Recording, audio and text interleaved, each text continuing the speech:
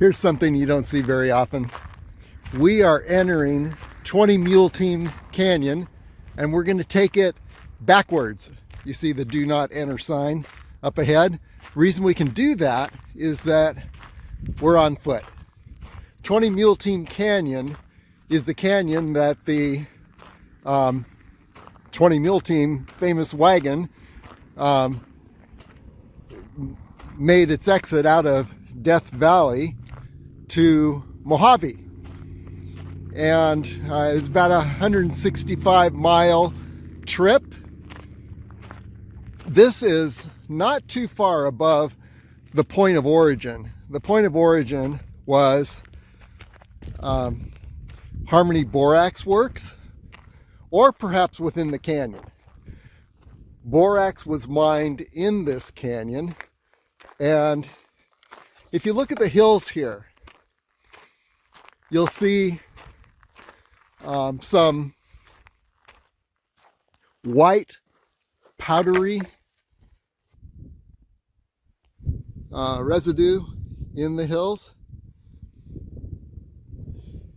This, I believe, may be borax. Not totally sure, not being a geologist, but I do know that borax was mined in these hills.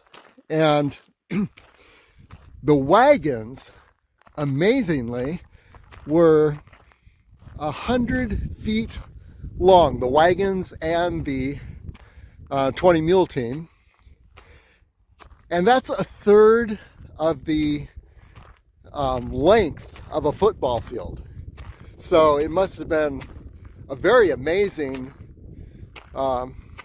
operation to see these wagons being pulled. And one quick thing about the 20 Mule Team is that it's kind of a misnomer because the there were actually 18 mules, and the lead was composed of 2 horses because the horses were better for steering than the mules, as you can probably imagine. And so these wagons, they were huge. 2 wagons full of borax ore, and then 1 water wagon. And if you can imagine here, they were pulling those wagons uphill on, it wasn't an asphalt surface, it was a dirt surface, and a bit soft probably. It's just amazing that these animals could pull the wagons uphill, and then of course when they were coming downhill, holding the wagons back. So it was quite an operation. At one point, the people that were managing this had an idea. We will we'll do a steam engine. So they got old Dyna, the steam engine, and this steam engine actually, look at this hill. Can you imagine pulling those huge wagons up this hill? It's just amazing. Anyway, the steam engine worked for a little while. Old Dyna, Dyna, won't you blow your horn? Well, eventually though, they went back to the mules, because the mules and the horses were much better when it came to pulling the wagons up this just crazy incline for those huge wagons. All this happened around the turn of the century, late 1800s, early 1900s, and anyway, Another thing about this canyon is that this canyon was used as a movie set for Star Wars Return of the Jedi, and the cave that Luke Skywalker went into to transition to a Jedi Knight is somewhere in this canyon. I don't know if we're going to see it. It might be off to the side somewhere, but anyway, we're going to look around and maybe we'll find that cave. Anyway, here we go down the hill of 20 Mule Team Canyon at sunrise, the first Saturday in February. Okay, now we're looking towards Zabriskie Point, and 20 Mule Team Canyon is just above Zabriskie Point. The road is pretty good as far as an unpaved road goes, but I would estimate that in places you're looking at an incline over 10%. So, have a car that has a great engine. You may not need four-wheel drive, but you definitely need, at least this far. I haven't seen anything that needs a four-wheel drive, but you definitely need an engine that can pull that car up a gravelly surface, loose gravel, up a 10% incline or so. Anyway, yeah, here is the canyon.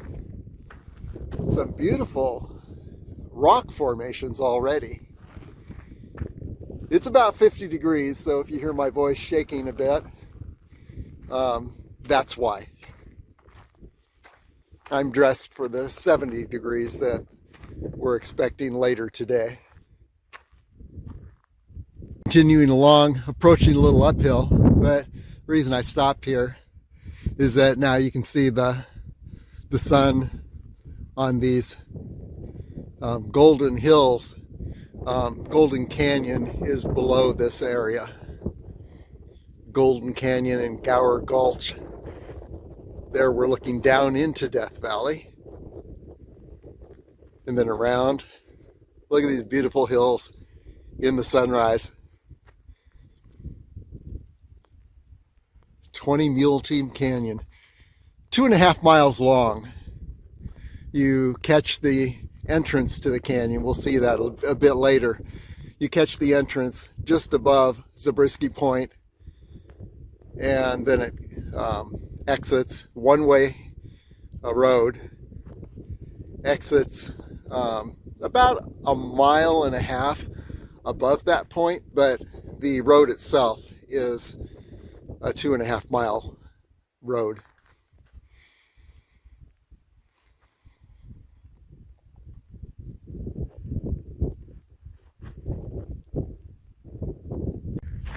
Quite an uphill stretch. And, here we are looking forward in the canyon. And this is the route. This is what the mule drivers and those mules and horses would see as they were starting out, nearing the exit to this canyon, except they still had a lot of unpaved road to go all the way to Mojave, 165 miles. But the thing is, their wagons were full, huge load, and they're going down this stretch now with full wagons, with the borax ore and the water wagon. And they're having to keep those wagons from getting loose and running over the mules and the horses. Amazing feat. Look at the sunrise on these golden hills. Pretty amazing. And if you're going to take this canyon, the time to do it is sunrise or sunset for this reason, for what you're seeing here. This is packed with minerals, and I believe what we're seeing on this hill up ahead is that green tint is likely chloride. So yeah, that's pretty amazing. All the different colors. The reds are iron. Yeah, and the golden is mud. That was about as close to perfect timing as you can get. I started out, as you could see in the earlier part of this video, in before the direct sunlight hit the hills, and now the sunlight is just beginning to hit the hills. Again, we are continuing to go uphill, which means that the mules with their loaded wagon, they were coming down this hill, trying to keep the wagons from cutting loose. Of course, there were some really substantial brakes that the drivers used on these wagons, but even so, when you've got tons and tons of load to hold back, coming down hills like this would be just an amazing feat. And here you see the white powder in the hills, and these hills are just full of this powder just below the mud surface. I believe that's borax ore, but I am not sure. Okay, onward. Yes, huge downhill. This is the forward direction, and this is where we just ended that last uphill, and then you look around and then back downhill. So we're on a high point, and let's just look around. Look at the colors on these hills. Now we're a little closer, and you can see that green cliff area, chloride cliff perhaps, with the red iron around it. How beautiful. And look, there's just a whole vein of that green. And here are those mud hills with, you look closely, you can see veins of white powder throughout.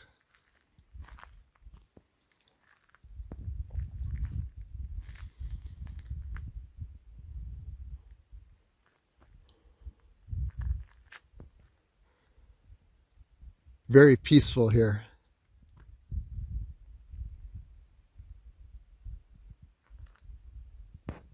Just had to summit this hill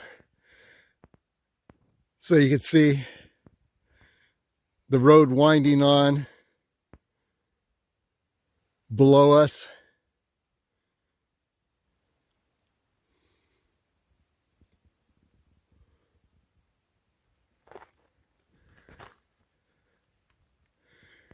Get an experience of this winding canyon.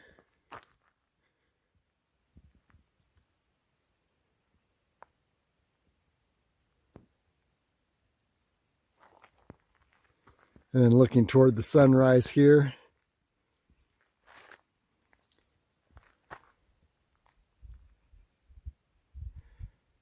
And more of that white powder in the hills. Just packed with the white powder. And by the way, there are a number of little trails, so if you're in this canyon and you just want to summit any of these hills, there are many ways to do that. Just pick a hill and head on up.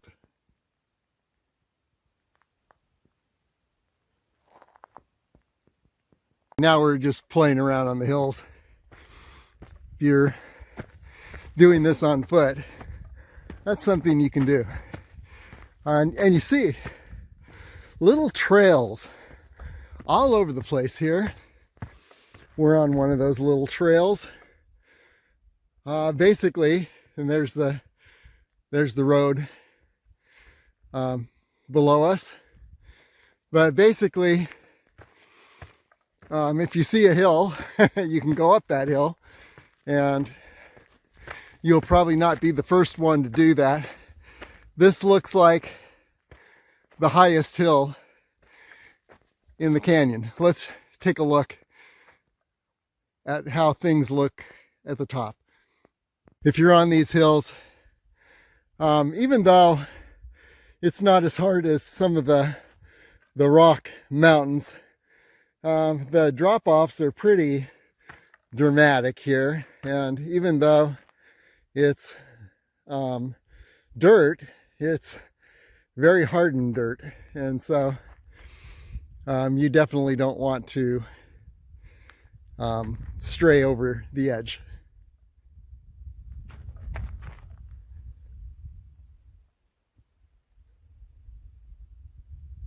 Quick 360-degree view from this high point. There we are looking up north, up Death Valley. And let's circle around here.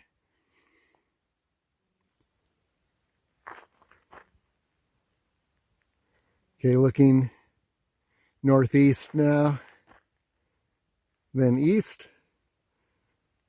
Well, almost east, because the sunrise tells us where the exact east is.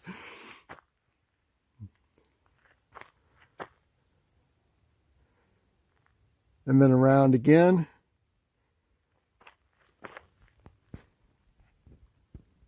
To those chloride cliffs. Look at how that green chloride continues. What a vein.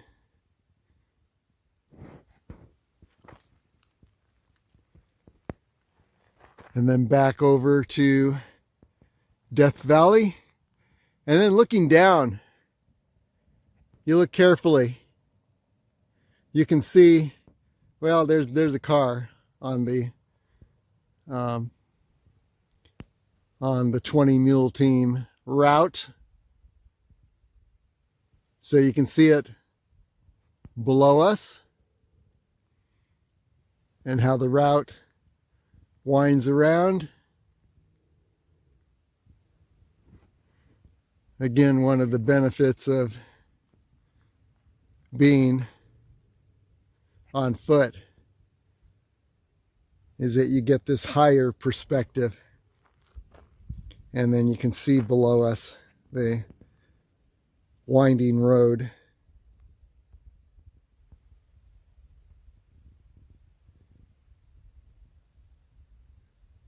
Let's go down this wash.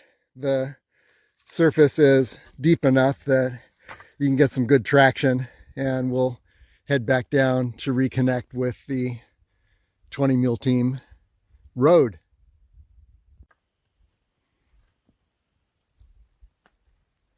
Here's where we just came from as we head down. It seems horribly steep, but the surface is good. Okay, the road's right below us. We're in this very narrow channel, and you can see where we just came down. With this soft surface, yeah, it's possible to do some hills that I wouldn't do in the harder rocky inclines that are at this this rate of incline. For example, these hills up ahead. No, I wouldn't head down such a steep slope as I just did. But here we are at the 20 Mule Team Road.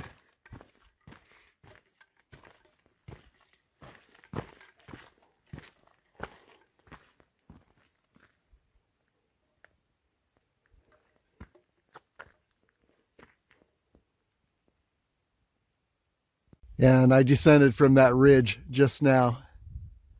Didn't take too long. Little divot right at the bottom here. And then the road. Continuing on through 20 Mule Team Canyon, you can see, wow, in a rain, I bet this road was blocked quite a bit from mudslides coming from above, and they had to be continually clearing this road. I mean, all of this could come down in an instant during a rain.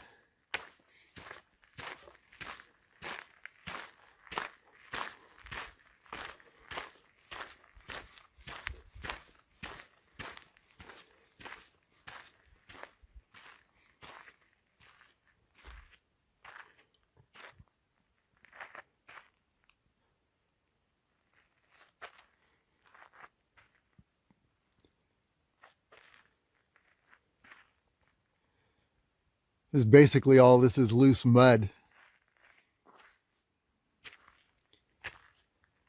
So those Mule Team crews probably had picks and shovels and did a lot of clearing. Okay. Sun coming out. Feels good. Probably already 60 degrees.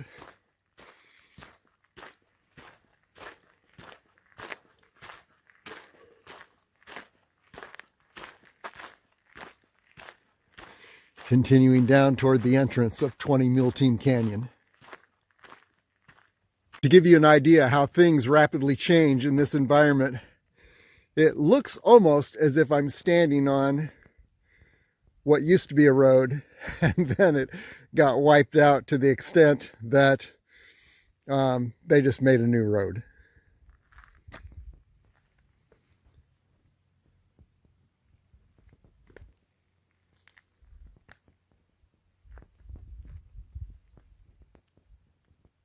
Be closing in on the opening of 20 Mule Team Canyon. See how the canyon winds through these two high points and right through that area. And there's the road below us.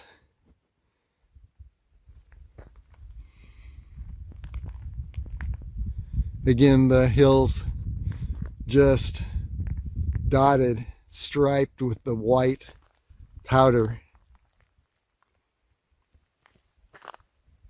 And here we are looking into the sunrise.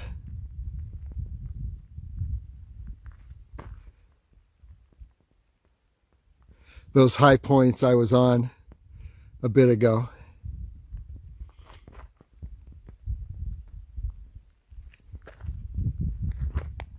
Then back toward the opening and Death Valley. Continuing to wind our way through 20 Mule Team Canyon. You see the hills around us. Wow. Definitely have risen. They rise and they fall, but we continue to wind our way through them all.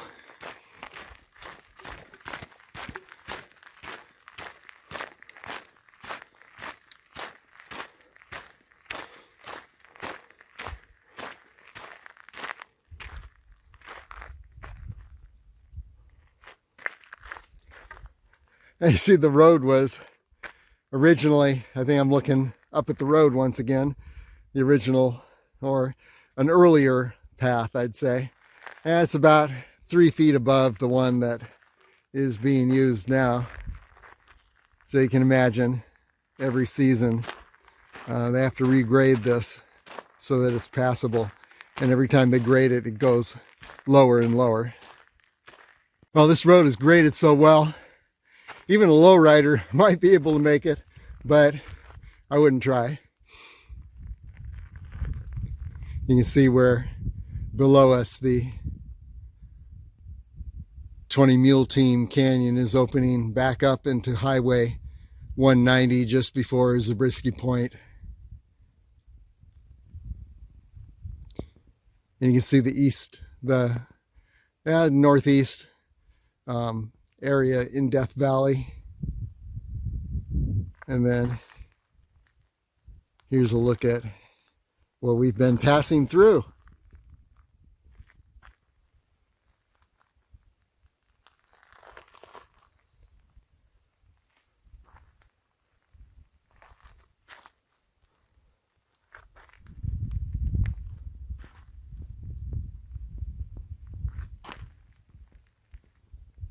Another bend in the road, continuing to wind downward.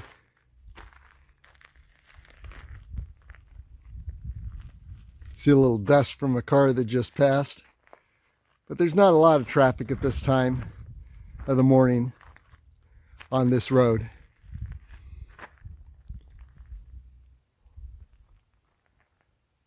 Yeah, really interesting, the veins of rock in the midst of the mud.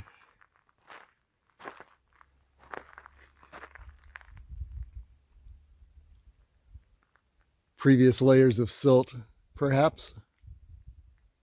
That ridge line I was on earlier, you see this cool little bend in the road where you can look up the canyon, follow the road, down the canyon. Okay, looking down the remainder of the canyon, all the way down to the lower opening, or actually the entrance to this canyon on Highway 190 just above Zabriskie Point. Get a quick 360.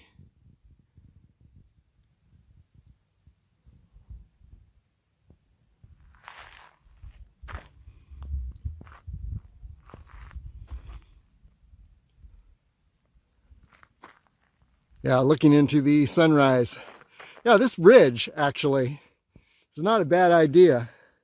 I think there's a trail that just takes this entire ridge all the way up to where I first ascended the ridge. Be a great sky view of the canyon.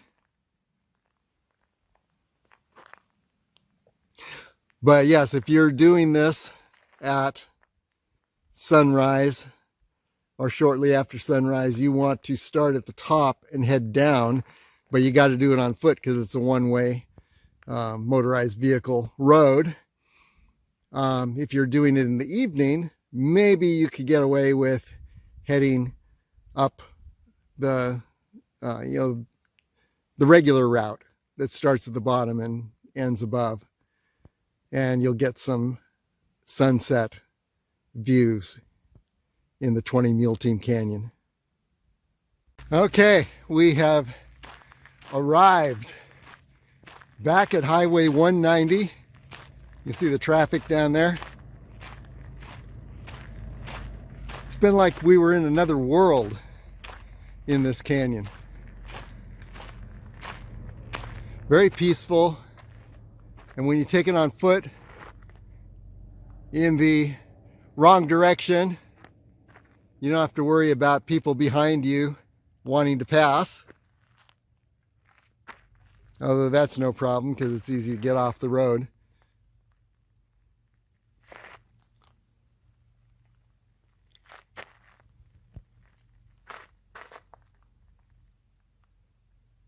Road closed sign here. They can swing that around and block it off on those frequent times that the canyon is washed out. Okay, there's the entrance down there, and got about a mile and a half, maybe mile and 8/10 uphill on Highway 190.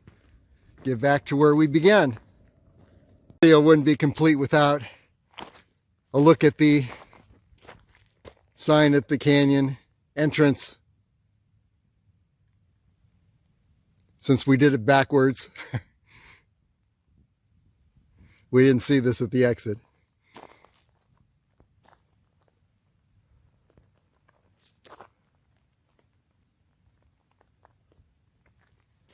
And we're on Highway 190, just above Zabriskie Point and the Furnace Creek area. This is Furnace Creek Wash that we're in right now.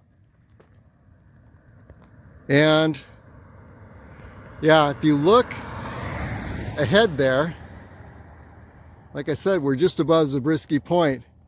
You see that Golden Hills pinnacle there, right in the center. That's Manly Beacon at Zabriskie Point.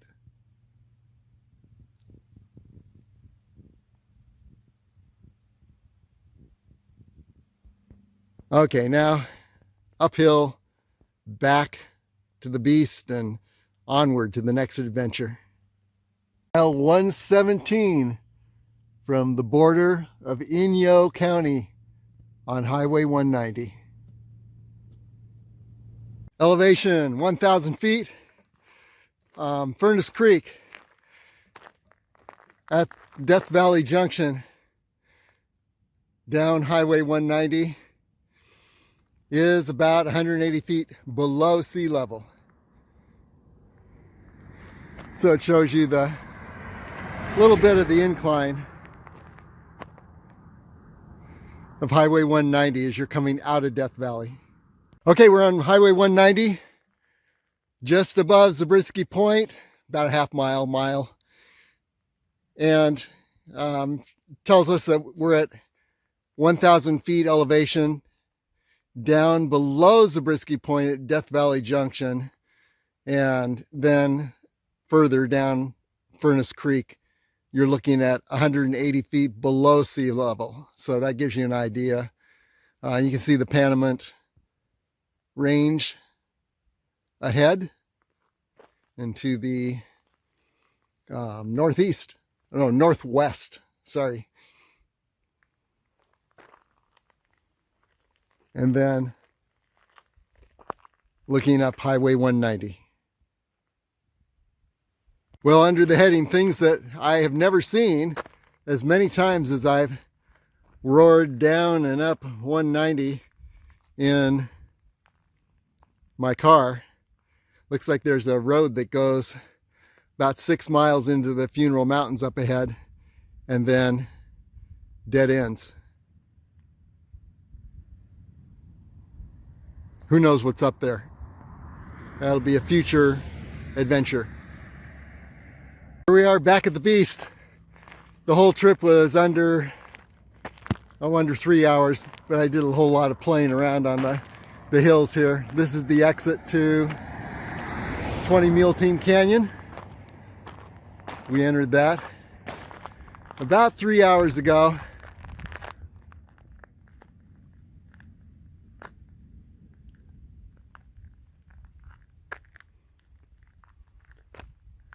No, actually my watch is off.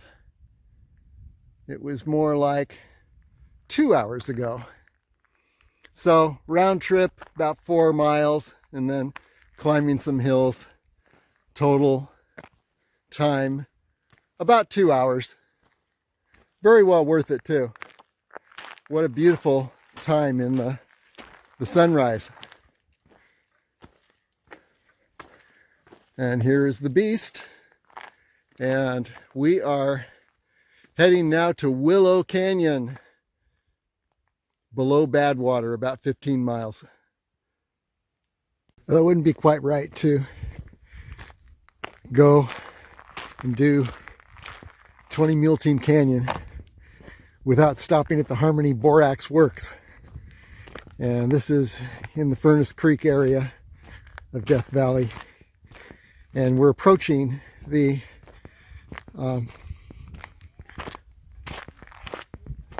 I guess the factory, the mechanism that processed the borax. So we'll take a look at that in a moment. And then down here we have the original 20 Mule Team wagons. So we'll take a closer look at those also. And then, by the way, there's a couple little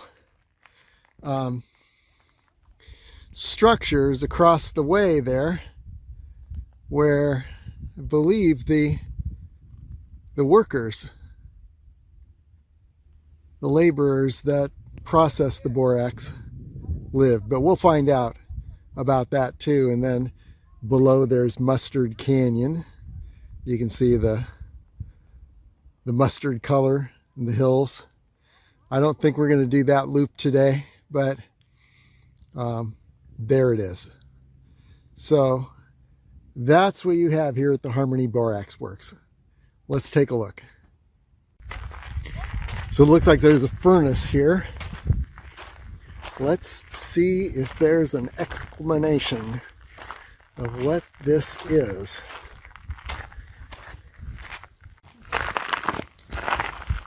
Here's a better look.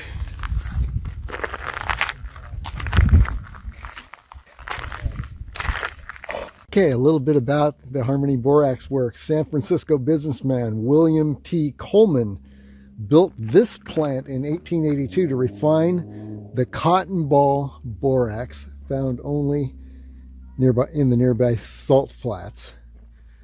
The high cost of transportation made it necessary to refine the borax here rather than carry both borax and waste to the railroad 165 miles across the desert.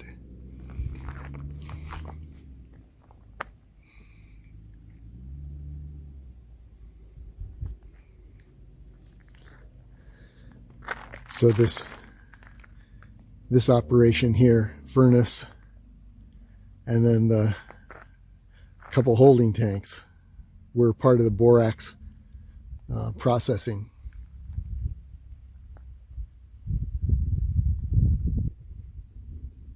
And see all the white coloring in the desert here. That is borax that was first raked into piles and then evidently taken up to the furnace above and processed, and then taken out of Death Valley with the 20 Mule Team wagon.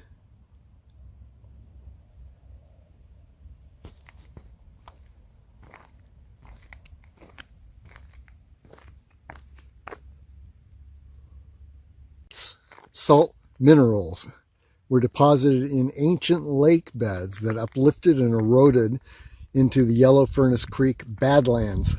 Water dissolved the borates and carried them to the Death Valley floor, where they recrystallized as borax.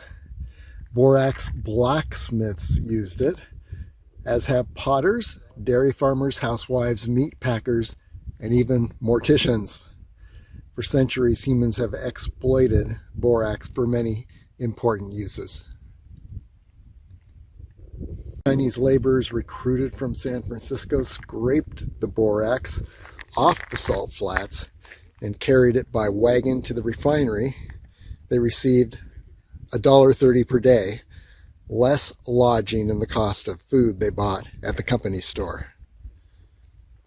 Lower view of the refinery for the borax. Workers heated the water in the boiling tanks using an adjacent steam boiler, winching ore carts up the incline. They dumped the ore into the boiling tanks. Workers added carbonated soda, the borax dissolved, and the lime and mud settled out. They drew off the borax liquid into the cooling vats, where it crystallized on hanging metal rods. Lifting the rods out, they chipped off the now refined crystallized borax to produce concentrated borax. Let's get a close look at this 20 Mule Team wagon. And then what you see is the two wagons that were used to haul the borax or the borax ore, and then a water wagon.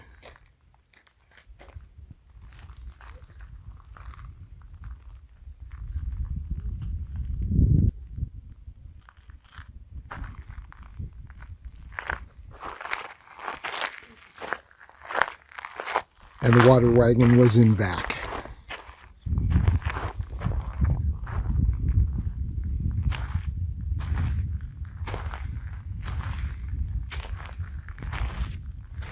And they hauled these through 20 Mule Canyon. And here's a picture of the operation. There's the 20 Mule team. 2 horses in front. The wagons hauled 36 tons of ore, along with 1,200 gallons of water. Looks like the whole operation, Harmony Borax Works, was only in operation until 1888, and only 5 years before 1888. And you can see in the picture the village where the workers stayed, the managers, the executives stayed at Furnace Creek. Much nicer. Let's head over to these 2 structures here. You see we're walking across borax. This place is just packed with borax that is leaching through the mud to the surface. And as I mentioned, the workers took this borax, they raked it up into piles, and then the piles were transported up to the borax works above and processed.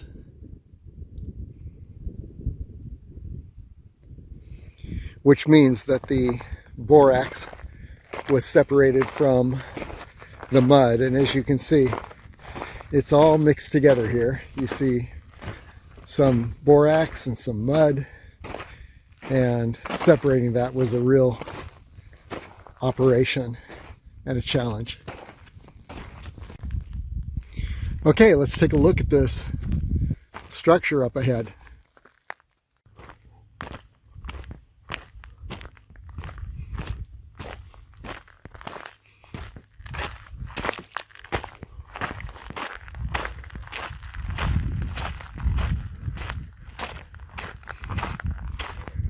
As you see, there's not much left, and there's no interpretive display here, probably because no one's exactly sure what this structure was for.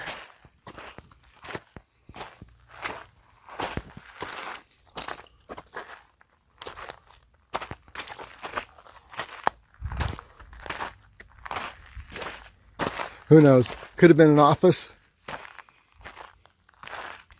Could have been quarters for a number of workers, although I believe they stayed in tents. So, who knows? But one thing we do know is that the borax, after being raked from the desert into piles, was transported up to be processed at the Harmony Borax Works.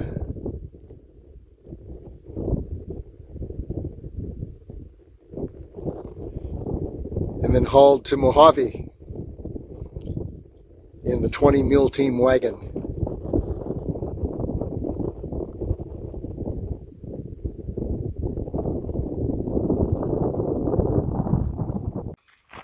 And here you have the borax on the desert floor.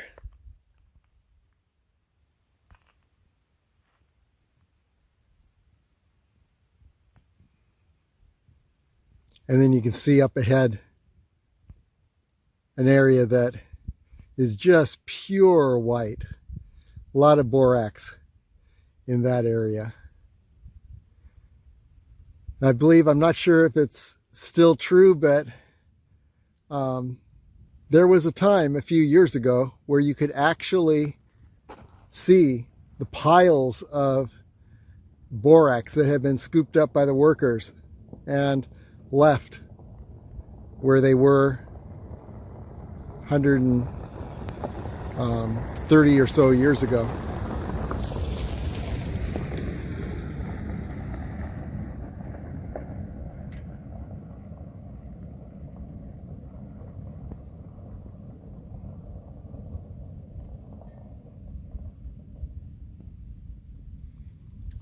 So this is where borax comes from.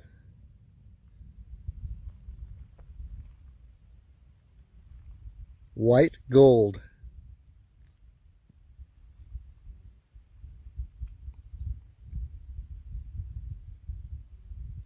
Well, I mentioned old Dinah and how Dinah for a while actually hauled the 20 mule team wagons. And there you can see Dinah, steam engine hitched up to the wagons. And that only worked for a little while because it evidently the steam engine got bogged down and there were problems repairing. So they went back to the mules. And speaking of which, there is another 20 mule team wagon train. And this is at the Death Valley Museum. You can come into Furnace Creek Ranch and you can walk through the museum and you get to see all these old contraptions. So there was the 20 mule team wagon train, followed by old Dinah, and then eventually there was the Death Valley Railroad. And here's the Death Valley Railroad steam engine.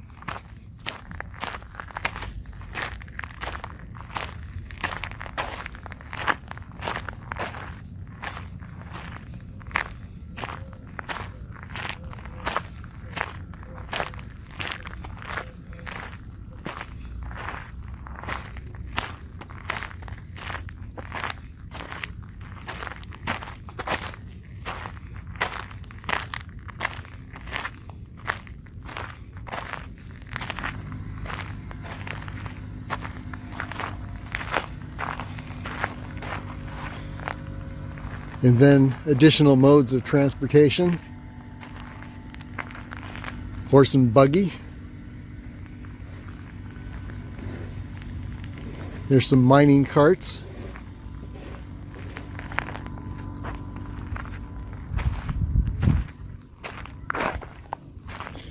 Not sure what this is, but it looks like something that would be operated by mule power, and with these huge stones here, my guess is that it was grinding something. It could be grain, who knows, but there you have it.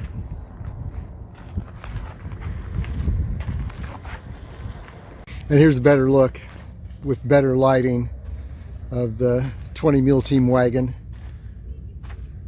The water, 12,000 gallons, was hauled at the very back, and then the two wagons with ore, borax ore, and possibly processed borax later on,